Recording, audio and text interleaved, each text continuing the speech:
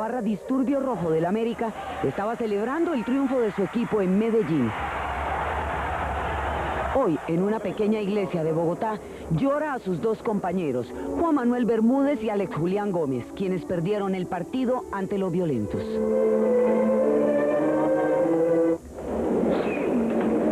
Juan Manuel, experto en matemáticas y pésimo en ortografía.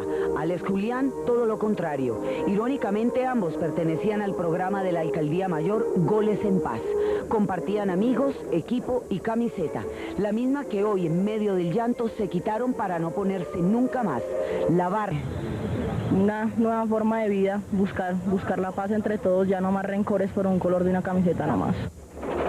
Y por el color de esa camiseta, todos van a trabajar de ahora en adelante por llevar la paz a los estadios, en Bogotá y el resto del país.